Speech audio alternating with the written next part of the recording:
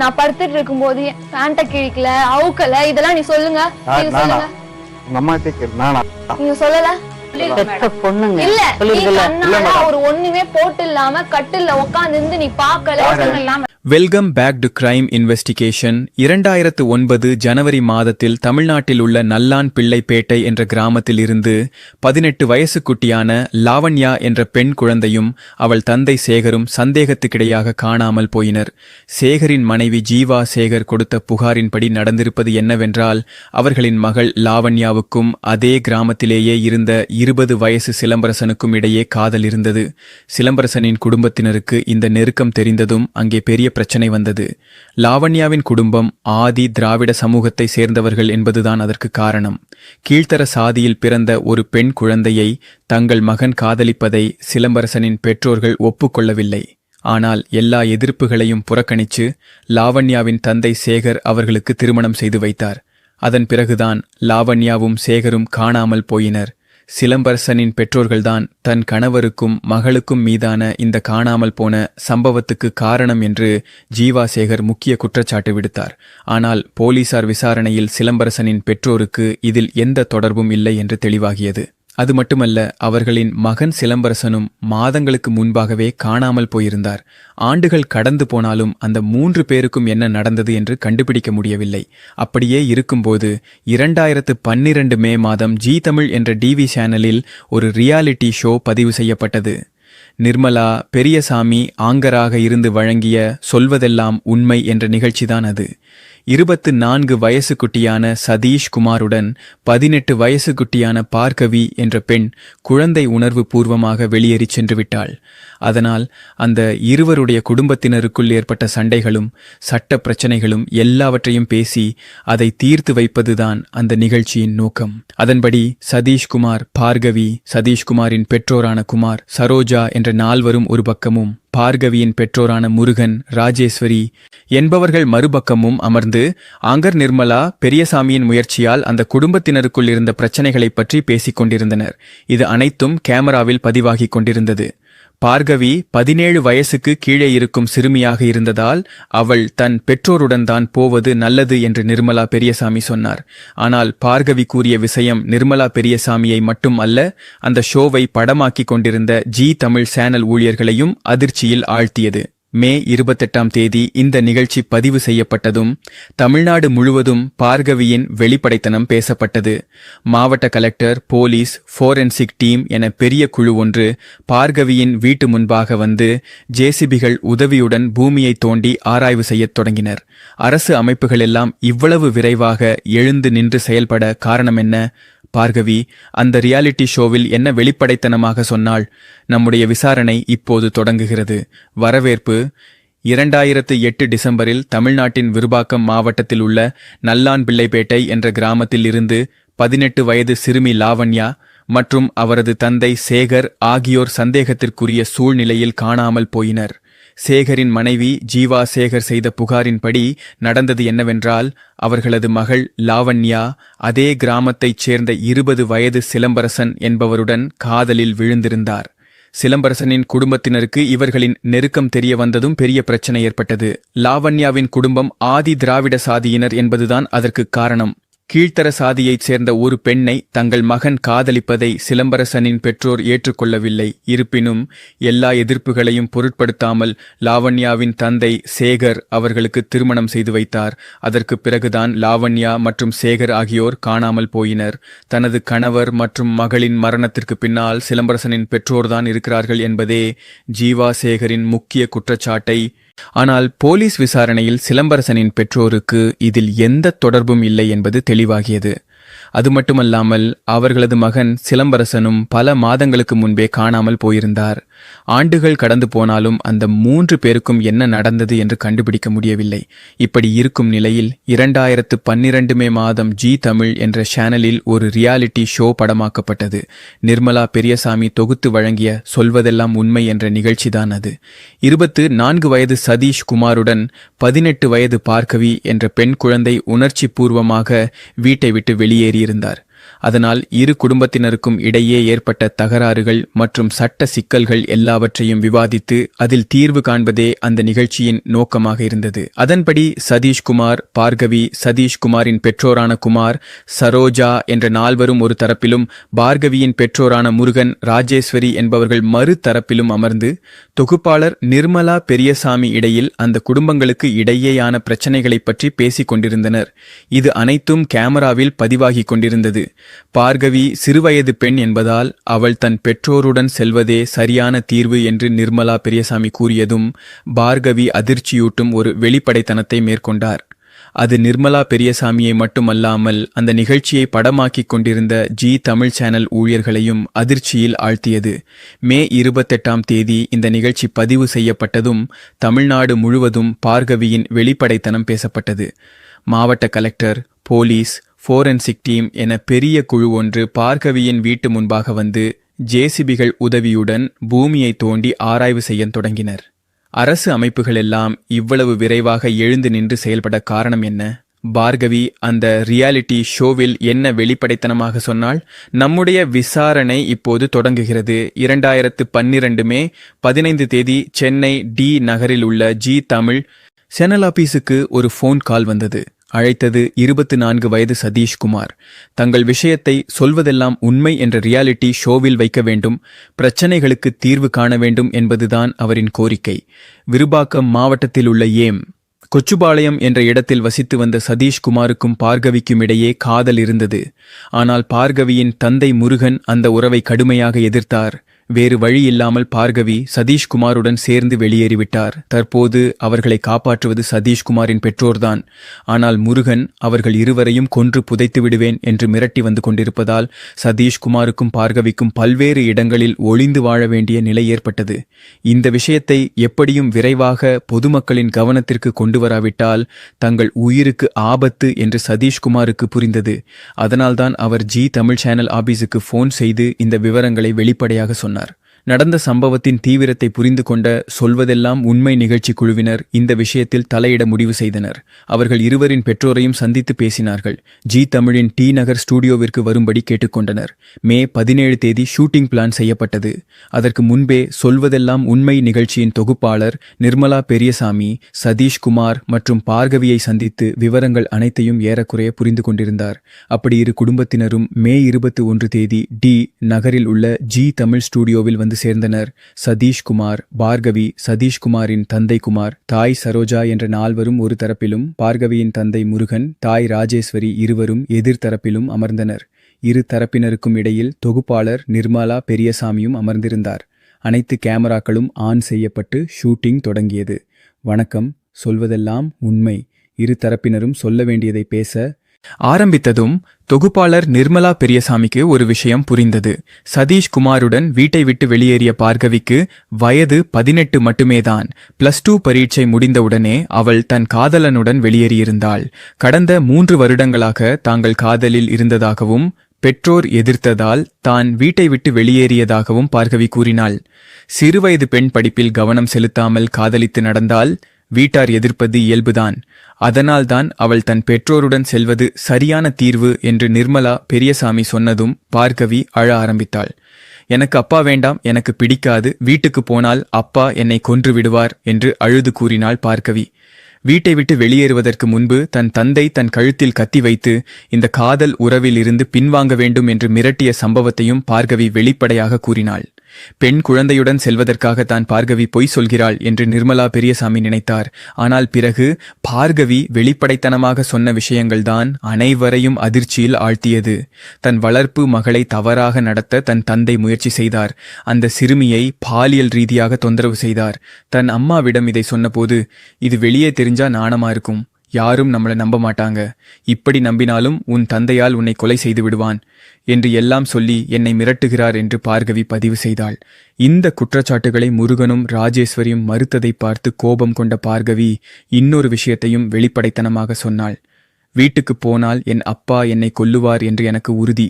காரணம், அவருக்கு அதை செய்ய முன் அனுபவம் உண்டு. அவர் ஒரு கொலைகாரர்தான்.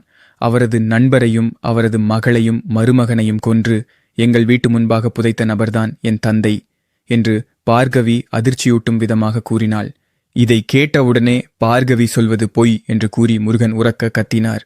ராஜேஸ்வரி, பெண் விஷயம் தெரியாம பேசுறாங்க என்று சொல்லி பார்கவியின் பேச்சை தடுத்தார். இந்த நேரத்தில் இதெல்லாம் கேட்டு அதிர்ச்சியில் இருந்தவர் தொகுப்பாளர் நிர்மலா பெரியசாமி மற்றும் அந்த நிகழ்ச்சியின் பின்னணி யோகர்கள். பார்கவி சொல்லும் குற்றச்சாட்டுகள் சாதாரணமானவை அல்ல. சிறுவயது பெண்ணை, அதுவும் சொந்த மகளை பாலியல் ரீதியாக தொந்தரவு செய்தார். அதுவும் போதாமல் 3 பேரை கொன்று புதைத்தார். பார்கவி சொல்வது உண்மையாக இருந்தால் இவர் ஒரு முழு குற்றவாளிதான். நம்முடைய ஷோவில் பங்கேற்க வந்திருப்பவர் யார் என்பது சொல்வதெல்லாம் உண்மை. ஷோவின் பின்னணி யோகர்களுக்கு புரிந்தது. பிறகு அங்கு நடந்த சம்பவங்கள் அனைத்தும் அந்த குற்றச்சாட்டுகளை உறுதி செய்யும் விதத்தில் இருந்தன. அந்த நிகழ்ச்சியில் பார்கவி, சதீஷ்குமார் காதலை எதிர்த்த முருகன் பார்கவியின் வார்த்தைகளை கேட்டவுடனே அவரது நிலைப்பாட்டை மாற்றினார். சதீஷ்குமாரின் அருகே சென்ற முருகன் வேகமாக அவரை கட்டி இறுக்கினார். அதன் பிறகு ஸ்டூடியோ ரூமில் இருந்து வெளியே நடந்து சென்றார். அந்த நேரத்தில் கண்ணீருடன் தொகுப்பாளர் நிர்மலா பெரியசாமியின் முன் வந்த ராஜேஸ்வரி, இந்த புரோகிராம் டிவியில் காட்ட வேண்டாம் என்று சொல்லி அவர் காலில் விழுந்து மன்னிப்பு கேட்டார். இதை பார்த்து திரும்பி வந்த முருகனும் புரோகிராம் டிவியில் காட்ட வேண்டாம் என்று கூறினார். அதன் பிறகு முருகனும் ராஜேஸ்வரியும் அந்த ஸ்டூடியோவில் இருந்து பாய்ந்து வெளியேறினார்கள். இதோடு பார்கவி சொன்னது அனைத்தும் உண்மை என்று அனைவருக்கும் புரிந்தது. ஆனால் இந்த சம்பவத்தை உடனடியாக போலீசில் தெரிவிக்க பதிலாக ஜி தமிழ் சேனல் தங்களுக்கு பிடித்த முறையில் ஒரு விசாரணை நடத்தினார்கள். டி நகரில் உள்ள ஜி தமிழ் ஸ்டுடியோ கட்டிடத்தில் இருந்து சேனல் யோகர்கள் 2 குழுவாக பிரிந்து வெளியேறினர். ஒரு குழு முருகனின் வீட்டுக்கும் மறுகுழு பார்கவி கூறியபடி முருகன் கொன்று புதைத்தவர்களை பற்றி விசாரிக்க நல்லான்பிள்ளை பேட்டை என்ற கிராமத்துக்கும் சென்றனர். அவர்கள் சென்ற இடம் தொடக்கத்தில் தன் கணவர் சேகர், மகள் லாவண்யா இருவரையும் காணவில்லை என்று போலீசில் புகார் கொடுத்த ஜீவா சேகரின் வீடுதான். லாவண்யாவின் கணவரான சிலம்பரசன் தான் காணாமல் போன 3வது நபர். இந்த 3 பேரும் கடந்த 4 வருடங்களாக காணாமல் போயிருக்கிறார்கள். அவர்களை பற்றி எந்த தகவலும் இதுவரை கிடைக்கவில்லை என்று சேனல் யோகர்களுக்கு புரிந்தது. அதே சமயம் டி நகரில் உள்ள ஜி தமிழ் ஸ்டுடியோவில் இருந்து வெளியேறிய முருகனும் ராஜேஸ்வரியும் கொச்சுப்பாளையத்தில் உள்ள அவர்களின் வீட்டுக்கு போகாமல் திருமணமான வீட்டுக்கு போயிருப்பார்கள் என்று சேனல் யோகர்கள் நினைத்தனர். அப்படி அவர்கள் போயிருந்தாலும் அதை போலீசில் தெரிவிக்கவில்லை. சேனல் யோகர்களுக்கு கிடைத்திருந்தது ஒரு சென்சேஷனல் எபிசோட் தான். அது ஒளிபரப்பாகும் வரை விவரங்களை யாருக்கும் தெரிவிக்கவில்லை. மே 28 மற்றும் 29 தேதிகளில் 2 பாகங்களாக இந்த நிகழ்ச்சி ஜி தமிழில் ஒளிபரப்பப்பட்டது. அது தமிழ்நாடு முழுவதும் பெரிய பரபரப்பை ஏற்படுத்தியது. நிகழ்ச்சி ஒளிபரப்பான அடுத்த நாளே போலீஸ் வழக்கில் தலையிட்டது. அன்றைய விருபாக்கம் ரேஞ்ச் டிஐஜியாக இருந்த கே. சண்முகவேல் ஜி தமிழ் சேனலின் செயல்பாடுகள் மீது அதிருப்தி தெரிவித்தார். இந்த புரோகிராம் ஷூட் செய்தது மே 17 தேதி. அதற்கு பிறகு எடிட்டிங் எல்லாம் முடிந்து ஒளிபரப்பட்டது மே 28 தேதி. இதற்கு இடையில் உள்ள விலைமதிப்பற்ற 11 நாட்களை நீங்கள் வீணடித்து விட்டீர்கள் என்று கேட்டார். இந்த கால இடைவெளியில் குற்றவாளிகள் ஆதாரங்களை அழித்துவிடலாம், நாட்டை விட்டு வெளியேறிவிடலாம் அல்லது தற்கொலை செய்து கொள்ளலாம். இதெல்லாவற்றிற்கும் மேலாக இந்த விஷயங்களை வெளிப்படையாக சொன்ன பார்கவியின் உயிருக்கு ஆபத்து ஏற்பட்டிருந்தால் அதற்கு பொறுப்பு யார் எடுத்துக்கொள்வார்கள் என்று டைஜி சண்முகவேல் கேட்டார். பார்கவி சொன்ன வெளிப்படைத்தனங்கள் உண்மையா என்று கண்டுபிடிக்க போலீஸ் முடிவு செய்த அதே நேரத்தில் 4 வருடங்களுக்கு முன் காணாமல் போன சேகரின் மனைவி ஜீவா சேகர் மீண்டும் ஒரு புகாருடன் போலீஸை அணுகினார். சேகரும் பார்கவியின் தந்தை முருகனும் நண்பர்கள்தான். அவர்கள் இருவரும் சேர்ந்து வியாபாரம் செய்ததாகவும் ஜீவா சேகர் கூறினார். அதனால் பார்கவியின் கூற்றுகள் உண்மையாக இருக்க வாய்ப்பு உள்ளது என்று போலீசுக்கு சந்தேகம் ஏற்பட்டது. உடனே போலீஸ் முருகனின் வீட்டு முற்றத்தில் பூமியை தோண்டி பார்க்க முடிவு செய்தனர். மாவட்ட கலெக்டர், ரெவின்யூ அதிகாரிகள், உயர் போலீஸ் அதிகாரிகள், ஃபோரென்சிக் நிபுணர்கள் எல்லாம் அடங்கிய ஒரு பெரிய குழு அங்கு கேம்ப் செய்தது. ஜேசிபிகளை கொண்டு வந்து பூமியை தோண்ட ஆரம்பித்தனர். முருகனின் வீட்டு முன்பாக ஒரு பழைய கிணறு இருந்தது. அதற்குள் தான் சடலங்களை புதைத்து வைத்திருப்பார்கள் என்று பார்கவி கூறியிருந்தாள். ஆழமாக தோண்டினால் மட்டுமே எலும்பு கூடுகள், ஸ்கெலிட்டல் ரிமைன்ஸ் கிடைக்கும் என்பதால் தான் ஜேசிபிகளை கொண்டு வந்திருந்தனர். மணி நேரங்கள் நீண்ட கடின உழைப்புக்கு பிறகு மண்டை ஓடுகளும் எலும்பு துண்டுகளும் வெளியே வர ஆரம்பித்தன. மொத்தம் 3 மண்டை ஓடுகளும் பல எலும்பு துண்டுகளும் வெளியே எடுக்கப்பட்டன. அனைத்தும் சரி செய்யும் விதத்தில் எலும்புக்கூடாக அமைக்கப்பட்டதில் பார்கவி கூறியது போல் 3 பேர் கொலை செய்யப்பட்டிருப்பது உறுதியாகியது. இப்போது கொலை செய்யப்பட்டவர்கள் யார் என்று கண்டுபிடிக்க வேண்டும். எச்சங்கள் DNA பரிசோதனைக்காக ஃபோரென்சிக் லேப்பிற்கு அனுப்பப்பட்டன. அதற்கு இணையாக ஒளிவில் சென்ற முருகன் மற்றும் ராஜேஸ்வரியை கண்டுபிடிக்கும் முயற்சிகளும் தொடங்கின. பழைய சிம் கார்டை அழித்துவிட்ட முருகன் புதிய சிம் கார்டை பயன்படுத்துகிறார் என்று போலீஸ் கண்டறிந்தனர். ஆனால் அவர் பழைய போனில்தான் புதிய சிம் வைத்திருந்தார். இதனால் அடுத்த வாரத்திற்குள் முருகனின் மொபைல் டவர் லொகேஷனை போலீஸ் கண்காணித்தனர். அடுத்த சில மணி நேரங்களுக்குள்ளாகவே முருகனும் ராஜேஸ்வரியும் திருமணமான ஊரில் இருக்கும் வீட்டு முன்பாக ஒரு பிரஸ் என்ற லேபிள் கொண்ட வாகனம் வந்து நின்றது. அந்த வாகனத்திலிருந்து இறங்கிய சில மீடியா பணியாளர்கள், நாங்கள் ஜி தமிழ் சேனலில் இருந்து வந்தவர்கள் என்று சொல்லி, உங்கள் வாதத்தையும் கேட்ட பிறகு இன்னும் ஒரு எபிசோட் ஷூட் செய்ய பிளான் செய்கிறோம் என்று சொல்லி முருகனை நம்ப வைத்து அவரையும் அவரது மனைவி ராஜேஸ்வரியையும் காரில் ஏற்றிக்கொண்டு அங்கிருந்து புறப்பட்டனர். அந்த வாகனம் டி நகரில் உள்ள ஜி தமிழ் ஸ்டுடியோவுக்குத்தான் போகிறது என்று முருகன் நினைத்தார். ஆனால் அந்த வாகனம் சென்று நின்றது வெளியிலுள்ள ஒரு போலீஸ் ஸ்டேஷன் முன்பாகத்தான். அந்த வாகனத்தில் வந்திருந்தவர்கள் போலீஸ் அதிகாரிகள்தான். அதற்கு முன்பே முருகன் வீட்டு முன்பாக இருந்து தோண்டி எடுக்கப்பட்ட எலும்பு கூடுகளின் DNA பரிசோதனை முடிவும் வெளிவந்திருந்தது. கொலை செய்யப்பட்டவர்கள் சேகர், லாவண்யா, சிலம்பரசன் என்பவர்கள்தான் என்று உறுதியாயிற்று. எல்லா ஆதாரங்களும் தனக்கு எதிராக இருப்பதைக் கண்டு முருகன் குற்றம் ஒப்புக்கொண்டார். உண்மையில் நடந்தது என்னவென்றால், விருபாக்கம் மாவட்டத்தில் உள்ள நல்லான் பிள்ளைப்பேட்டை என்ற அதே கிராமத்தில்தான் முருகன் பிறந்து வளர்ந்தார். ஒருநாள் முருகனுடன் படித்த ஒரு பெண் குழந்தை தன் திருமணத்திற்கு அழைப்பு விடுப்பதற்காக முருகனின் வீட்டிற்கு வந்தது. ஆனால் அந்த பெண் குழந்தையை பிடித்துக்கொண்டு ஓடிய முருகன் ஒரு கோவிலில் வைத்து அவள் கழுத்தில் தாலி கட்டினார். அந்த பெண் குழந்தை வேறு யாருமில்லை, தற்போது முருகனின் மனைவியாக இருக்கும் ராஜேஸ்வரிதான். திருமணத்திற்கு வந்த பெண் குழந்தையை கடத்தி சென்று திருமணம் செய்தது அந்த ஊரில் பெரிய பிரச்சனையை ஏற்படுத்தியது. அதனால்தான் முருகனும் ராஜேஸ்வரியும் நல்லான் பிள்ளைப்பேட்டையிலிருந்து 35 கிலோமீட்டர் தூரத்தில் உள்ள கொச்சுபாளையத்திற்கு குடிபெயர்ந்தனர். அடுத்த 5 வருடங்களில் அவர்களுக்கு 3 குழந்தைகள் பிறந்தனர். ஒரு பெண் குழந்தையும் 2 ஆண் குழந்தைகளும். அதில் மூத்தவள்தான் பார்கவி. வருடங்கள் கடந்தன. கடுமையான குடிகாரரான முருகன் பல நேரங்களிலும் தன் சொந்த மகளான பார்கவியிடம் மோசமாக நடந்து கொண்டார். ஒரு குறிப்பிட்ட வயதுக்கு பிறகு தன் தந்தை தன்னை பாலியல் ரீதியாக பார்க்கிறார் என்பதையும் பார்கவி உணர்ந்தாள். அதை அவள் எதிர்த்து பேசினாள். தன் தாயான ராஜேஸ்வரியிடம் புகார் செய்தாள். ஆனால் ராஜேஸ்வரி சொன்ன காரியங்களே பார்கவியை முறியடித்துவிட்டன. அம்மா என்ற பெயருக்கே அந்த பெண்ணுக்கு அர்ஹதை இல்லை என்று அன்று பார்கவி உணர்ந்தாள். இந்த விஷயத்தை வெளியே சொன்னால் யாரும் நம்ப மாட்டார்கள், அது மேலும் அவமானத்தை கொடுக்கும் என்று ராஜேஸ்வரி சொன்னதால் அந்த வீட்டில் பார்கவியின் வாழ்க்கை நரகமானது. எப்படியாவது அங்கிருந்து தப்பிக்க வேண்டும், தன் அனுபவங்களை யாரோடாவது சொல்ல வேண்டும் என்று பார்கவி யோசிக்கும்போது அவள் ஒரு விஷயத்தை அறிந்தாள். அன்று அவள் 9ஆம் வகுப்பில் படித்துக் கொண்டிருந்தாள்.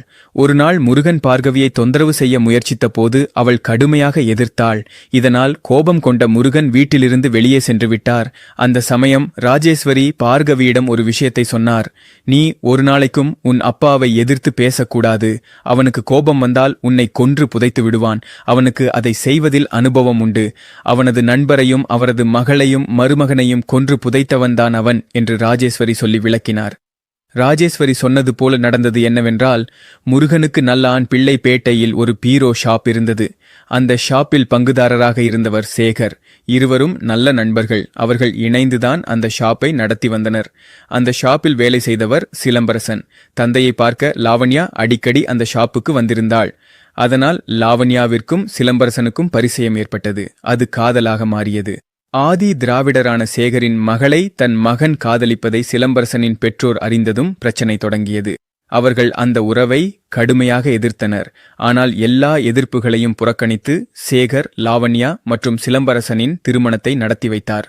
சிலம்பரசனின் குடும்பத்திலிருந்து கடுமையான எதிர்ப்பு இருந்ததால் அவர்களை தன் வீட்டில் தங்க விடுவது பாதுகாப்பாக இல்லை என்பதை சேகருக்கு புரிந்தது.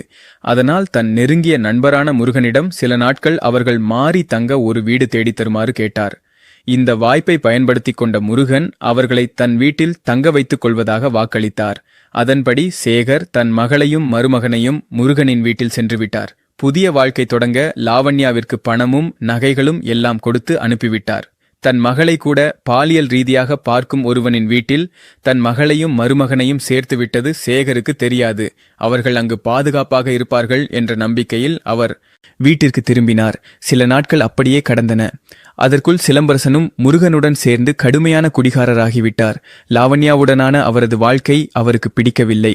இதை அறிந்த முருகன் வாய்ப்பை பயன்படுத்தி லாவண்யாவிடம் மோசமாக நடந்து கொள்ள ஆரம்பித்தார்.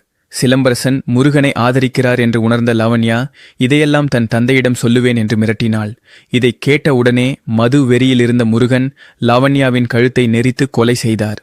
பிறகு அந்த சடலத்தை வீட்டு முன்பாக இருந்த தண்ணீர் இல்லாத பழைய கிணற்றில் போட்டு மூடிவிட்டார். இதற்கு சிலம்பரசன் உடந்தோழராக இருந்தார் என்பதுதான் அதிர்ச்சியூட்டும் விஷயம். லாவண்யாவை கொன்று புதைத்த போது இது ஒரு கொலையில் முடியாது என்பதை முருகனுக்கும் தெரியும். அதனால் அவர் இந்த விஷயத்தை தன் சகோதரர் மதியரசன் மற்றும் அவர்களது பொது நண்பர் மூர்த்தி ஆகியோரிடம் சொன்னார். முருகன், சிலம்பரசன், மதியரசன், மூர்த்தி என 4 பேரும் சேர்ந்து அடுத்த கொலைக்கு திட்டமிட்டனர். லாவண்யாவின் தந்தை சேகருக்கு அவர்கள் வலை விரித்து காத்து கொண்டிருந்தனர். 1-2 நாட்களுக்குள் மகள் மற்றும் மருமகனின் நலம் விசாரிக்க சேகர் அந்த வீட்டிற்கு வந்தார். அப்போது முருகன் அவர்கள் வெளியே சென்று விட்டார்கள் என்று நம்ப வைத்தார். சேகரை மது அருந்த வேறு இடத்திற்கு அழைத்து சென்றார். அங்கு மதுவில் விஷம் கலந்து கொடுத்து கொலை செய்தனர். பிறகு சேகரின் சடலத்தையும் அந்த 4 பேரும் சேர்ந்து கிணற்றில் போட்டு மூடினர். லாவண்யாவின் நகைகளையும் பணத்தையும் சமமாக பங்கிட்டுக் கொள்வேன் என்று முருகன் அவர்களுக்கு வாக்களித்தார். அதை வாங்கிக் கொண்டு புதிய வாழ்க்கையை தொடங்க திட்டமிட்டார் சிலம்பரசன். ஆனால் சிலம்பரசனை அப்படியே விட்டால் தன்னை போலீஸ் பிடித்து விடுவார்கள் என்பதை முருகன் உணர்ந்தார். அதனால் சிலம்பரசனையும் கொன்று புதைத்தார். 3 சடலங்களும் கிணற்றில் போடப்பட்ட பிறகு மதியரசன் மற்றும் மூர்த்தியின் உதவியுடன் முருகன் அந்த கிணற்றை முழுவதுமாக மூடிவிட்டார். இது நடந்தது 2009 ஆம் ஆண்டு. அப்போது சிறு குழந்தைகளாக இருந்த பார்கவிக்கும் அவரது சகோதரர்களுக்கும் என்ன நடந்தது என்று தெரியவில்லை. இந்த விஷயங்கள் அனைத்தும் ராஜேஸ்வரி வெளிப்படையாக சொன்னதும் பார்கவி அதிர்ச்சியில் உறைந்தாள். தன் தந்தை ஒரு கொலைகாரர் என்பதை அறிந்து அவனை எதிர்த்து பேச அவள் பயந்தாள். அதன் பிறகு எப்படியாவது அந்த வீட்டிலிருந்து தப்பிக்க வேண்டும் என்று நினைத்தபோது பார்கவிக்கு சதீஷ்குமார் தெரிய வந்தார். அவருடன் அவள் நட்பு கொண்டாள். +2 பிரீட்சை முடிந்தவுடனே அவள் சதீஷ்குமாருடன் வீட்டை விட்டு வெளியேறினாள். அதற்கு பிறகுதான் இந்த சம்பவங்கள் அனைத்தும் நடந்தன. இத்தனை சிரமங்களுக்கு மத்தியிலும் பார்கவி +2வில் 1200க்கு 106 மதிப்பெண் எடுத்து தேர்வில் வெற்றி பெற்றாள். இன்று அவள் பொறியியல் படிப்பை முடித்து சதீஷ்குமாரை திருமணம் செய்து மகிழ்ச்சியாக வாழ்ந்து வருகிறாள். 8 வருடங்கள் நீண்ட விசாரணைக்கு பிறகு 2020 ஆம் ஆண்டு இந்த வழக்கில் தீர்ப்பு வந்தது. விசாரணை காலத்திலேயே மூர்த்தி இறந்துவிட்டார். இந்த கொலைகளுக்கு சாட்சியாக இருந்த ராஜேஸ்வரியை நீதிமன்றம் விடுவித்துவிட்டது. கொலை மற்றும் ஆதாரங்களை அழித்ததற்கு உடந்தோழராக இருந்த மதியரசனுக்கு ஆயுள் தண்டனையும் இதற்கெல்லாம் தலைமை தாங்கிய முருகனுக்கு 3 ஆயுள் தண்டனையும் நீதிமன்றம் வழங்கியது. இத்தனை பிரச்சனைகளுக்கு மத்தியிலும் படிப்பில் கவனம் செலுத்தி சரியான நேரத்தில் சரியான முடிவை எடுத்த பார்கவியும் அவருக்கு ஆதரவாக இருந்த சதீஷ்குமாரும் நமக்கு முன்மாதிரியாக திகழ்கிறார்கள். சொந்த வீட்டுக்குள்ளே பெண் குழந்தைகள் பாதுகாப்பாக இல்லாத இந்த காலத்தில் எதிர்வினையாற்ற அருகில் உள்ள தைரியத்தை பெறுவது மிகவும் முக்கியம். இந்த கேஸை பத்தி நீங்க என்ன நினைக்கிறீங்க? மறக்காம சேனலை சப்ஸ்கிரைப் செய்து பக்கத்தில் இருக்கும் பெல் பட்டனை ஆன் செய்யுங்கள். உங்கள் நண்பர்களுக்கு ஷேர் செய்யுங்கள்.